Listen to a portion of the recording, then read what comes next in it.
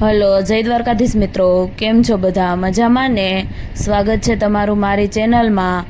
આજે બનાવ્યું છે વાલોળનું શાક, જે ખૂબ જ ટેસ્ટી બને છે અને ઘણા બધા પોષક તત્વોથી ભરપૂર હોય છે.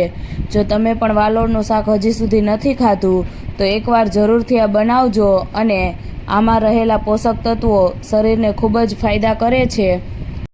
તો એકવાર જરૂરથી આ રેસીપી ટ્રાય કરજો અને વિડીયોને છેલ્લે સુધી જોજો. તો સૌથી પહેલાં આપણે આ વાલોળ લઈ લીધી છે અને તેને પાણીથી ધોઈ અને સાફ કરી લીધી છે. હવે આપણે તેને સુધારી લેશું. તો વાલોળને સુધારવા માટે સૌથી પહેલાં જે આગળનો અને પાછળનો ભાગ છે તેને આપણે કાઢી નાખશું આ રીતે, અને પછી તેને વચ્ચેથી ફોલીને આખી જોઈ લેશું આપણે. આ રીતે વચ્ચેથી ફોલીને જોઈ લેવી.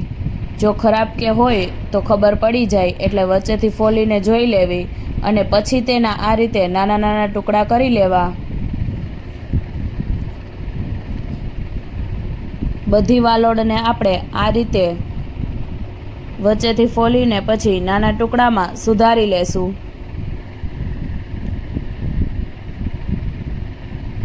તો આપણી વાલોળ સુધારાઈને તૈયાર થઈ ગઈ છે. હવે આપણે શાક વઘારવા માટે એક કુકરમાં તેલ ગરમ કરવા મૂકશું.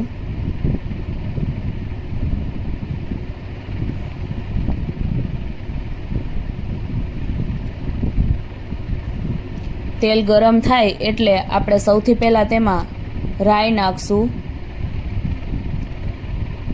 ત્યારબાદ જીરું, થોડી હિંગ, ચપટી હળદર. તેલમાં હળદર નાખવાથી તેનો સ્વાદ ખૂબ જ સરસ આવે છે. અને પછી આપણે એક ટમેટું સુધારીને લઈ લીધું છે તેને આપણે નાખશું.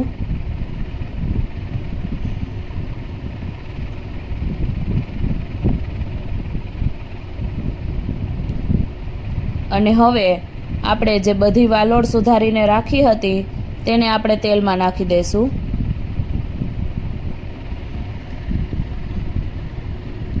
અને પછી તેને હલાવીને મિક્સ કરી લેશું.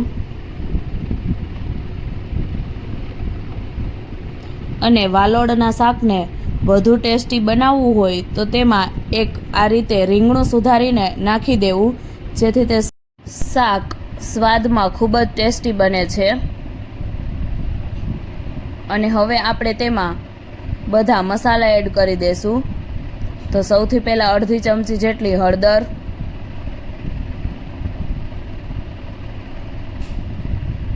થોડો ગરમ મસાલો, સ્વાદ પ્રમાણે મીઠું,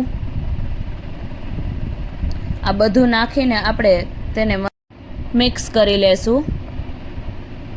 હવે આપણે શાકને થોડીવાર માટે તેલમાં ચડવા દેશું અને ત્યાં સુધીમાં લસણવાળી ચટણી બનાવી લેશું. હવે આપણી લસણવાળી ચટણી તૈયાર થઈ ગઈ છે. તો શાકને આ રીતે સાઈડમાં કરી અને લસણવાળી ચટણીને તેલમાં નાખવાની છે અને થોડીવાર સુધી એને તેલમાં જ ચડવા દેવાની છે.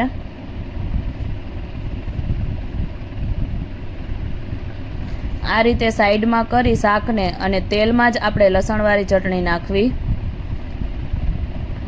હવે આપણી લસણવાળી ચટણી શાકમાં મિક્સ થઈ ગઈ છે. તો આપણે તેમાં પાણી એડ કરી દઈશું અને પછી કુકરનું ઢાંકણું બંધ કરી અને તેને ચડવા દેશું.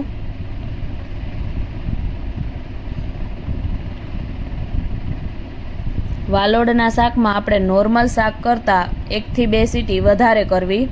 હવે 5 થી 6 સીટી થઈ ગઈ છે. તો આપણે શાકને જોઈ લઈએ.